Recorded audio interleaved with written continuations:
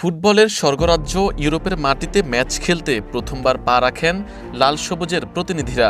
এর আগে কখনোই ইউরোপে খেলার সুযোগ হয়নি বাংলাদেশের। দল পছন্দের যুক্তিতর্কে চারদিকে বাজছে যখন বিশ্বকাপের দামামা, এমন উন্মাদনার মাঝেই নতুন কোচের অধীনে নতুন অভিজ্ঞতায় ইউরোপের দেশ সান মারিনোর মুখোমুখি হয় বাংলাদেশ ফুটবল টিম। ম্যাচের 18তম মিনিটে মোরসালিনের ক্রসে তপু বর্মনের হেড সরাসরি বল জড়ায় ইউরোপীয়দের জালে।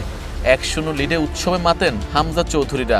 সেখানেই শেষ নয়, ম্যাচের বয়স যখন 31 মিনিট, ডান দিক থেকে করা এক আক্রমণে বাইলেনের কাছ থেকে ডি বক্সে ক্রস পাঠান স্বাগতিক এক খেলোয়াড়। সেই বল ফাঁকা পেয়ে যান জিও কোপেত্তি। জোরালো এক শটে বল জালে জড়িয়ে পূর্ণ সুযোগ লুফে নেন তিনি।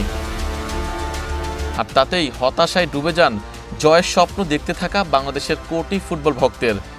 1-1 গোলে ড্র নিয়ে বিরতিতে যান দুদল। বিরতির পর জামালের সঙ্গে তুলে নেওয়া হয় মুরসালিনকে। তাদের জায়গায় কোচ ঢুলি মাঠে নামান সমিত সোম ও জায়ন আহমেদকে।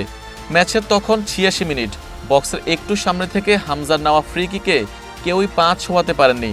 সেখান থেকে বিশ্বনাথের সাইড ভলিতে মাথা ছোঁয়ান তপু বর্মন। জয়সূচক আর নিজের জোড়া গোলে জার্সি খুলে বুনো উল্লাসে ফেটে পড়েন তপু বর্মন। তাতে কেঁপে ওঠে পুরো স্টেডিয়াম আর টিভির সামনে বসে থাকা দর্শকদের মন। এই জয়ে ফুটবল দুনিয়ায় বাংলাদেশের ভিত যেমন শক্ত হলো, তেমনি নতুন কোচ থমাস ডুলির প্রথম পরীক্ষাটা সফলভাবেই শেষ হয় ইউরোপের মাটিতে সান মারিনোকে 2-1 ব্যবধানে হারানোর মাধ্যমে। এমন জয়ের আত্মবিশ্বাস হয়তো শেখাবে কিভাবে চোখে চোখ রেখে কথা বলতে হয় বিশ্বের বড় বড় ফুটবল দলগুলোর বিপক্ষে। Ariful Islam, EN sports.